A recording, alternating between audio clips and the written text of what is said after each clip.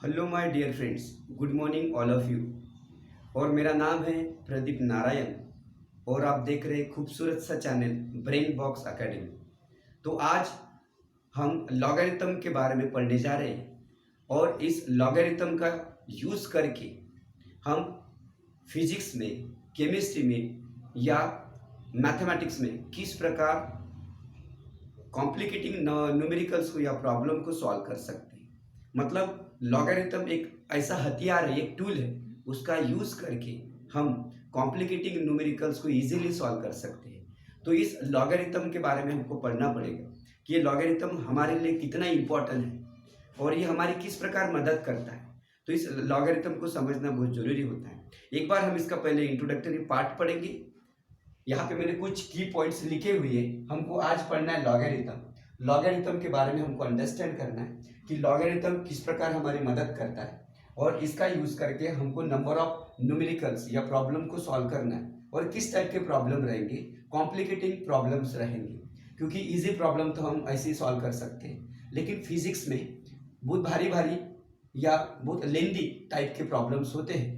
Chemistry में भी लेंदी type के प्रॉब्लम्स होते हैं। तो इस लेंदी टाइप के प्रॉब्लम्स को सॉल्व कराने के लिए लॉगरिथम हमारी मदद करता है। तो आइए इस लॉगरिथम के बारे में जानेंगे। तो लॉगरिथम के बारे में जानने से पहले यहाँ पे मैंने की पॉइंट्स लिखे हुए हैं कुछ। तो यहाँ पे पहला पॉइंट रहेगा इंट्रोडक्टरी पार्ट ऑफ लॉगरिथम। इसमें हम लॉगरिथम का इंट्रोडक्शन पढ़ेंगे। दूसरे पॉइंट यहाँ पे मैंने लिखा है आइडेंटिटी। तो लॉगरिथम के पास किस प्रकार की आइडेंटिटी होती है और उसका यूज करके हम किस प्रकार उसके न्यूमेरिकल्स को सॉल्व कर सकते हैं। तो तीसरा पॉइंट है उसके ऑपरेशंस। एक बार आइडेंटिटीज हमको समझ में आ गई तो हम उसके ऑपरेशंस कर सकते हैं। इसके ऑपरेशन किस प्रकार होंगे ये भी मैं आप लोगों को बताऊंगा। स्टेप बाय स्टेप जाएंगे। इसके बाद कैरेक्टरिस्टिक्स का मतलब क्या होता है और मैंटिसा क्या होता है, और जब कैरेक्टरिस्टिक्स और मैंटिसा पता चल गया है तो हम लॉग टेबल किस प्रकार चलाते हैं या लॉग टेबल का यूज करके हमको नंबर ऑफ न्यूमेरिकल्स किस प्रकार सॉल्व करते हैं, तो ये हमारा रिजल्ट बन जाएगा। तो इसका यूज भी हमको करना है। तो आइए सबसे पहले हम पहला पॉइंट हम देखना चाहते हैं इंट्रोडक्शन। तो लॉगरिथम का इंट्रोडक्शन क्या होता है, तो एक चीज मैं आप लोगों को बता देता हूं। Introduction, introduction of logarithm, introduction of logarithm. Clear? Introduction of logarithm. तो लॉगरिथम मतलब क्या होता है, आपने जब न्यूमेरिकल सॉल्व करते वक्त आपको इस प्रकार के प्रॉब्लम्स आए होंगे। देखो, अगर मैंने एक नंबर यहाँ पे ले लिया है 1596 एक नंबर है, और इसको मैंने एक दूसरे नंबर के साथ मल्टीप्लाई किया 1486। तो अगर आपको मैंने पूछा तो कि आप इसको सॉल्व करो, तो आप बोलेंगे या हम इसको आराम से सॉल्व कर सकते हैं, लेकिन इसको सॉल्व करने के लिए थोड़ा वक्त लगेगा, टाइम लगेगा, राइट ना। हाँ, मुझे पता है आप इसको सॉल्व कर सकते हैं। इसको सॉल्व करने के बाद आपको थोड़ा मतलब इसको सॉल्व करते करते थोड़ा वक्त चला जाएगा। और एग्जाम में हम क्या करते हैं कि हमारा टाइम बर्बाद ना हो, ज़्यादा टाइम हमको नहीं लगना चाहिए किसी न्यूमेरिकल्स को सॉल्व करने के लिए। तो इसको इसको ऐसा क्या किया जाए कि इसको हमको सॉल्व कराने में बहुत ही मदद मिलेगी या इजी होगा। तो लॉगरिथम हमारी मदद करता है। लॉगरिथम ये खुद बोलता है कि ऐसे टाइप के न्यूमेरिकल्स है, जैसे कि मल्टीप्लिकेशन। ये नंबर को अगर आपने इस नंबर के साथ मल्टीप्लाई किया है और आपको ये मल्टीप्लिकेशन अगर लेंदे जा रहा है, तो लॉगरिथम का यूज करके आप इस मल्टीप्लिकेशन को इजी कर सकते हैं। तो ये किस प्रकार इजी कर सकते हैं, तो आप इसको लॉग लगा दो। देखो, लॉग लगाने से ये क्या हो गया, लॉग 1596 इंटू 1486। लॉग लगाने से, तो लॉग लगाने से इस मल्टीप्लिकेशन का क्या होगा, एडिशन। तो हम इसको किस प्रकार लिखेंगे, हम इसको ऐसा लिखेंगे लॉग 1596 प्लस लॉग ये वाली टर्म, तो 1486।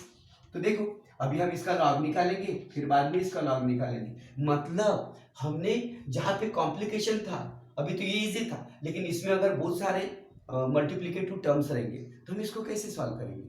तो हम कुछ इजी करना चाहते हैं तो लॉगरिथम हमारी मदद करता है। ऐसे टाइप के न्यूमेरिकल्स, मतलब मल्टीप्लिकेटिव न्यूमेरिकल्स होंगे, कॉम्प्लेक्स न्यूमेरिकल्स होंगे, तो लॉगरिथम उसको मल्टीप्लिकेशन से चेंज करते हुए क्या कर देता है, एडिशन कर देता है। तो ये हमारा बहुत बड़ा फायदा लॉगरिथम कर देता है। और दूसरी चीज, अगर अगर यही नंबर 1596 डिवाइडेड बाय 1486 कर दिया और आपको बोला कि चलो इसको सॉल्व करो, तो आप इसको सॉल्व करोगे, आई नो, मुझे पता है, लेकिन इसको समय लगेगा। यहाँ पे भी समय लग रहा था, यहाँ पे भी समय लगेगा, लेकिन इसको ऐसा क्या किया जाए जो आपको वेरी वेरी कन्वीनियंट होगा। तो आप इसको अगर लॉग लगा दिया जाए तो ये बहुत इजी हो सकता है। मतलब यहाँ पे किस प्रकार ये इजी हो सकता है, तो मैं यहाँ पे लिख देता हूँ। देखो, इसको अगर मैंने लॉग लगा दिया, ये नंबर को लॉग लगा दिया, तो 1596 डिवाइडेड बाय 1486, ये कैसा बन सकता है, तो ये इस प्रकार बनेगा, लॉग 1596 माइनस लॉग 1486। मतलब ये हुआ क्या, जहां पे मल्टीप्लिकेटिव टर्म थी वहां पे लॉग लगाने से एडिशन आया, और जहां पे डिवाइडेशन मतलब डिवीजन था वहां पे लॉग लगाने से सब्ट्रैक्शन है, और ये सब्ट्रैक्शन एडिशन हमको कन्वीनियंट होता है। मतलब लॉगरिथम हमारी मदद करता है।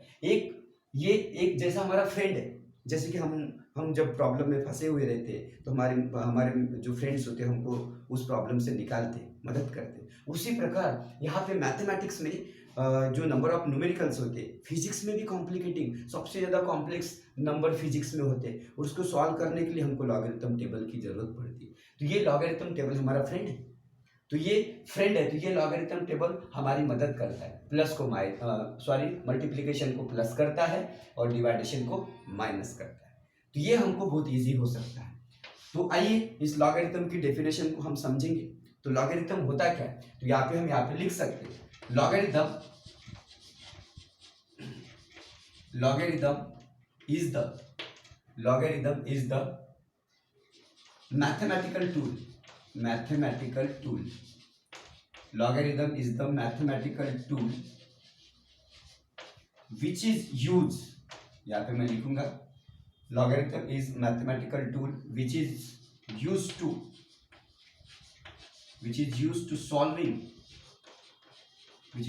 solving number of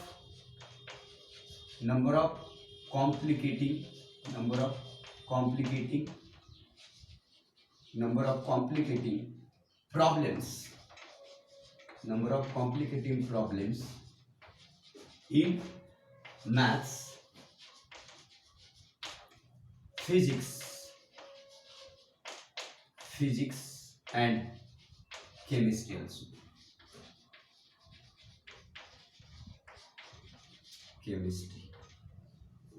ये लॉगरिथम का मतलब है। Logarithm is the mathematical tool which is use to solving number of complicating problem in maths, physics and chemistry. मतलब लॉगरिथम हमारी बहुत मदद करता है। और इस लॉगरिथम का यूज किस प्रकार किया जाता है, तो इसके लिए हमको कुछ आइडेंटिटीज के बारे में पढ़ना पड़ेगा। तो आइए आइडेंटिटी के बारे में पढ़ते हैं कि ये जो मल्टीप्लिकेशन था हमने एडिशन कराया, राइट, और जहाँ पे डिवीजन था वहाँ पे हमने क्या किया, सब्ट्रैक्शन की। तो इसके और कौन से मतलब आइडेंटिटीज है, तो इस आइडेंटिटीज को हम जानेंगे। तो आप इसको पेन और पेंसिल निकाल लो और आप ओके, अब आप इसका स्क्रीनशॉट निकाल सकते हैं या कॉपी और पेन निकाल लो और इसको आप कॉपी कर लो। क्लियर। अभी हम आगे बढ़ने वाले हैं। हम अभी इंट्रोडक्शन ऑफ लॉगरिथम पढ़ चुके हैं। अभी हमारा टारगेट आइडेंटिटी के बारे में रहेगा। तो आइडेंटिटीज क्या होगी तो इसको हम देखेंगे, राइट।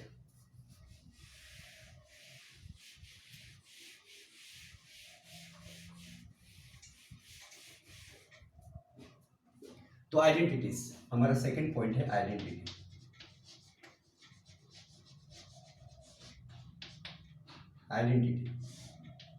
आइडेंटिटी यहाँ पे कुछ बेसिक आइडेंटिटीज है लॉगरिथम की, वो हम यहाँ पे समझेंगे। जैसे कि पहली identity, log in bracket m into n।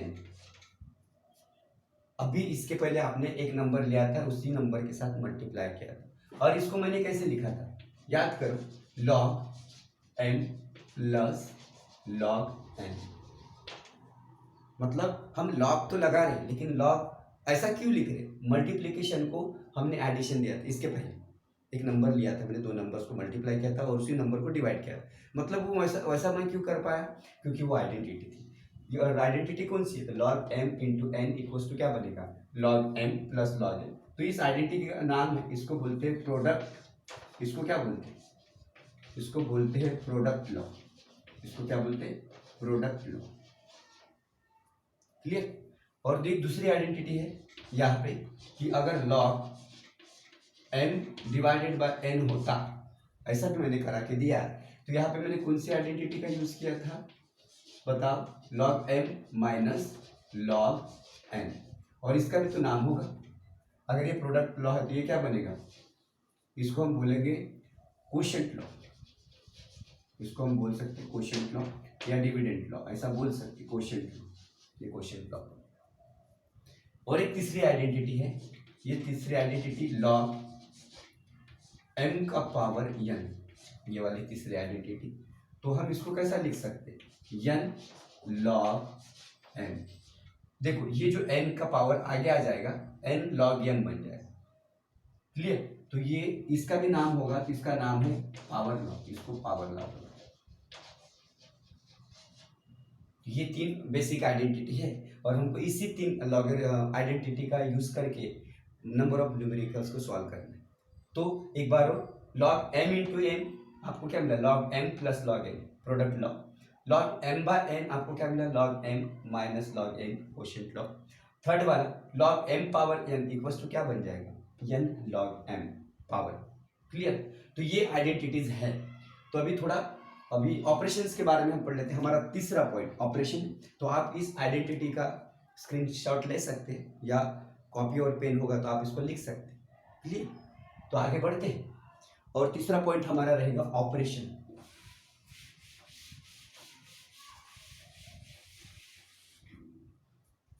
देखो एक नंबर में यहाँ पे तीसरा पॉइंट हमारा ऑपरेशन, किस प्रकार ऑपरेशन इसके होते हैं, लॉगरिथम किस प्रकार ऑपरेट किया जाता है। ऑपरेशन, अगर मैं आपको बोलूं कि मेरे पास एक नंबर 10 टू द मतलब 100, ये 100 नंबर है। आप 100 को कैसा लिख सकते हैं? 10 की पावर में। 10 की पावर में आप इसको 2 लिख सकते हैं। क्लियर? अगर मेरे पास 1000 है, आप 1000 को कैसा लिख सकते हैं? 10 टू द पावर 3 लिख सकते हैं। अगर मेरे पास 4 जीरोज है, जीरोज बढ़ते जा रहे हैं, तो आप इसको कैसा लिख सकते हैं? 10 टू द पावर 4 लिख सकते हैं। और हमेशा 10 के पावर 2 में, 10 के पावर 3 में, 10 के पावर 4 में, मतलब हम हमेशा बेस 10 क्यों लेते? बाकी नंबर भी तो है, 1 है, 2 है, 3 है, 4 है, 5 है, 6 है, 7 है, 8 है, 9 है, लेकिन हम हमेशा 10 क्यों लेना चाहते हैं? क्योंकि 10 का जो पावर होता है, जैसे कि ये हमको बहुत ईजी होता है। हम 10 का पावर 1 भी होता है, आप लोगों ने देखा है 10 का पावर 10 होता है, और 10 का पावर 1, 10 का पावर 0 कर दूं तो 1 होता है। ये देखो कितना ईजी है। 10 का पावर अगर 0 कर दूं तो 1 आता है, 10 का पावर 1 कर दूं तो 10 आता है, 10 का पावर 2 कर दूं तो 100 आता है, 10 का पावर 3 कर दूं तो 1000 आता है। ऐसे नंबर बढ़ते जा रहे हैं और ये हमको ईजी लगता है। अगर हम 10 की जगह बाकी दूसरा कोई भी नंबर लो, जैसे कि आपने 9 लिया, 9 का पावर 0 1 तो हो जाएगा, 9 का पावर 1 9 तो हो जाएगा, 9 का स्क्वायर ये क्या बन जाएगा? 81। ऐसा हम कितना लर्न करेंगे? ये हमारा कॉम्प्लिकेशन बढ़ते जाएगा। 9 की जगह आप दूसरा नंबर ले लो, 8, 8 का पावर 0 1 होगा, और 8 का पावर क्या बनेगा? 8, 8 का स्क्वायर क्या बनेगा? 64, ऐसे 8 का क्यूब, ये कॉम्प्लिकेशन बढ़ते जाएगा। तो हमको ये सारे नंबर में से 1 से लेके 10 तक के, सिर्फ 10 ऐसा एक नंबर है, वो हमको वेरी कन्वीनियंट होता है, इसीलिए हम 10 का बेस लेते हैं। तो हमने यहाँ पे 10 का बेस ले लिया और अभी हमारा टारगेट है कि इसको पढ़ते कैसे। ये जो टारगेट है मैं इसको रफ कर देता हूँ। ओके, इसको रफ कर देता हूँ। तो हम यहाँ पे देखेंगे कि इसको किस प्रकार पढ़ा जा सकता है। तो 10 टू द पावर 2, तो इसको भी मैं मिटा देता हूँ थोड़ा। ओके, तो यहाँ पे क्या होगा? 10 टू द पावर 2, तो ये 2 क्या है? इसको क्या बोलते हैं? इसको बोलते हैं लॉग। इसको क्या बोलते हैं? लॉग। किसका लॉग? तो इसका लॉग। तो हम यहाँ पे लिखेंगे लॉग ऑफ। ये पावर क्या होती है? लॉग। ये पावर किसका ये पावर 2 है, तो हमने यहाँ पे निकाला 100 का पावर है, तो इसको बोलेंगे लॉग ऑफ। और ये 10 क्या है? 10 होता है बेस। 10 होता है बेस। तो इसको हम बोलेंगे कैसे, लिखेंगे कैसे? तो हम इसको लिखेंगे लॉग ऑफ, इसको कैसे बोला करते हैं? Log of 100 to the base, यहाँ पे बेस कौन है? 10, टू द बेस 10 कितनी पावर है? इज, क्या बन जाएगा? Is 2। Log of 100 to the base 10 is 2। इसको ऐसा पढ़े। अगर मैं इसके जगह ये वाला नंबर ले लूं, ये क्या बन जाएगा? 10 टू द पावर 3। इसको कैसे पढ़ेंगे? ये क्या बन जाएगा? लॉग। और ये वाला नंबर क्या बनेगा? किसका लॉग निकालना? 1000 का, राइट। और ये 10 क्या है? बेस। तो हम इसको कैसा पढ़ेंगे? Log of 1000 to the base, log of 1000 to the base 10 is कितना है? पावर कितना है? इसको इस प्रकार पढ़ा करते हैं। क्लियर? तो ये लॉग के बारे में है। ये लॉग होता है। हमने लॉग किसका निकाला? तो 100 का निकाला, और यहाँ पे बेस, इसको हम बोलेंगे 10। क्लियर? तो ओके, इसको कॉपी कर लो। तो इसके बारे में हम जानना चाहते हैं। अगर आपका स्क्रीनशॉट हुआ होगा तो हम आगे बढ़ेंगे। तो आगे क्या है? इसके आगे ऑपरेशन में पढ़ेंगे हम लोग।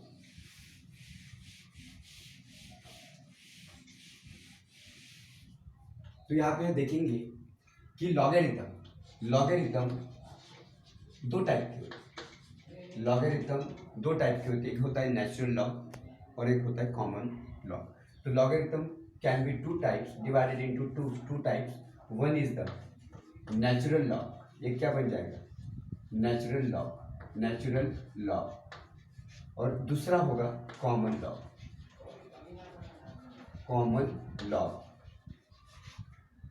क्लियर? लॉगरिथम के दो टाइप्स होते हैं, एक होता है नेचुरल लॉग और दूसरा होता है कॉमन लॉग।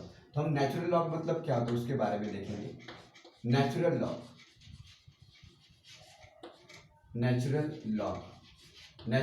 मतलब क्या होता है? द लॉगरिथम, इसके बारे में, the logarithm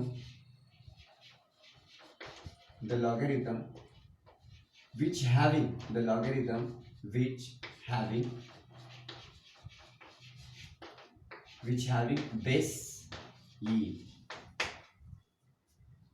the logarithm which having base e, मतलब इसको हम कैसा लिखेंगे? log e। The logarithm which having base e is called natural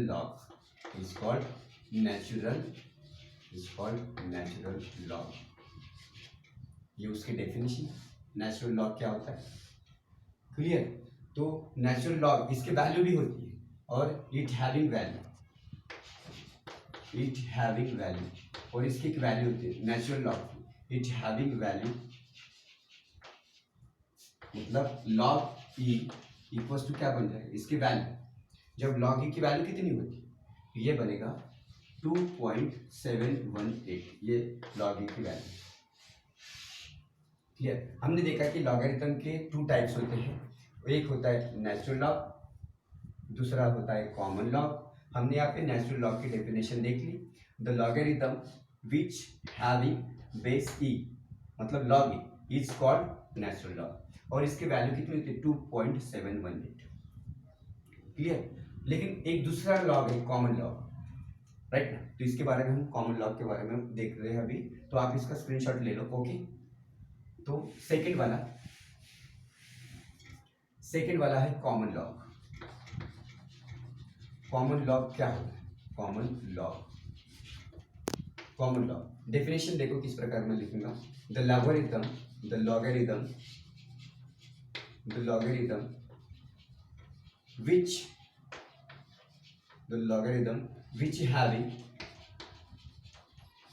which having base 10, जिसका बेस 10 होता है, मतलब ये क्या बन जाएगा? It is denoted by log 10 is is called common logarithm, common logarithm या common log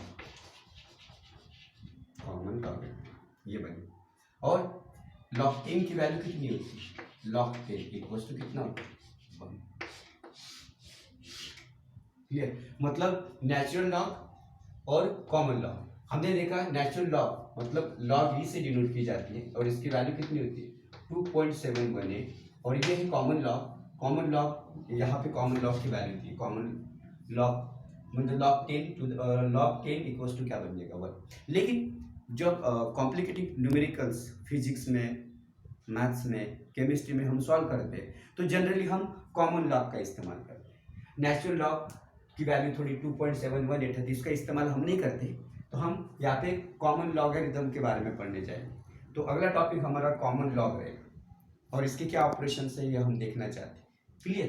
तो कॉमन लॉग, तो ये इसको आप लिख लो या स्क्रीनशॉट ले सकते हैं।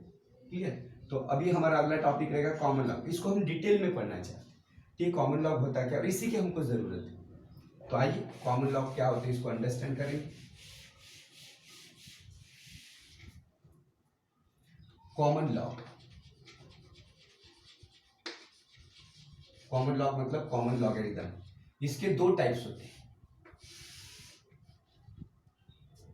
कॉमन लॉग के दो टाइप्स होते हैं। एक होता है कॉमन लॉग के दो टाइप्स होते हैं और एक कॉमन लॉग के मतलब यहाँ पे इंटीग्रल पार्ट। ये क्या होगा? Integral part. कॉमन लॉग में इंटीग्रल पार्ट आएगा और दूसरा आएगा फ्रैक्शनल पार्ट। दूसरा नाम है फ्रैक्शनल पार्ट। कॉमन लॉग में दो टाइप्स आते हैं, एक इंटीग्रल पार्ट और दूसरा क्या आता है? Fractional part. लॉगरिथम के दो टाइप। लॉगरिथम एक होता है नेचुरल लॉग और दूसरा होता है कॉमन लॉग। और कॉमन लॉग के दो टाइप्स होते हैं, एक होता है इंटीग्रल पार्ट और दूसरा होता है फ्रैक्शनल पार्ट। तो इंटीग्रल पार्ट और फ्रैक्शनल पार्ट में क्या फर्क है ये मैं आप लोगों को बता देता हूँ। तो मैं आपको एक नंबर दे देता हूँ। क्लियर? तो इंटीग्रल पार्ट और फ्रैक्शनल पार्ट क्या होता है? तो यहाँ पे एक जनरल एग्जांपल मैं लेता हूँ। अगर मैंने बोल दिया आपको 100, ये जो 100 नंबर है ये किसका स्क्वायर? तो आपने बोल दिया कि ये 10 का स्क्वायर, राइट? और एक नंबर मैंने आपको दे दिया ये परफेक्ट स्क्वायर है। तो 100 ये मतलब 100 का स्क्वायर मतलब 10 का स्क्वायर 100 है, ये परफेक्ट स्क्वायर है। क्लियर? तो यहाँ पे अगर मैंने इतना कर दिया कि चलो एक दूसरा भी नंबर मैंने ले लिया 102, तो इसको आप कैसा लिखो? देखो यहाँ पे 100 था तो आपने यहाँ पे 10 टू द पावर 2 लिख लिया। इसका क्या मतलब है? यहाँ पे आपने ये समझा कि ये जो 100 है ये 10 का स्क्वायर है 100, 10 का स्क्वायर 100 आता है। लेकिन मैंने यहाँ पे दूसरा नंबर इंट्रोड्यूस करा के दिया 102 मतलब 102। तो ये वाला जो नंबर है इसका मतलब इसकी वैल्यू क्या? तो आपको तो इतना तो पता है कि ये 100 था तब इसका मतलब ये 10 का स्क्वायर था, ये मतलब 100 से थोड़ा बड़ा है। तो यहाँ पे 10 क्या आएगा इसका? ये 10 की रेंज में जरूर आएगा। तो यहाँ पे समथिंग पॉइंट आएगा, मतलब पॉइंट के बाद यहाँ पे कुछ चीजें आएगी। देखो एक बार और समझो, यहाँ पे 100 था तो आपने बराबर क्या लिखा?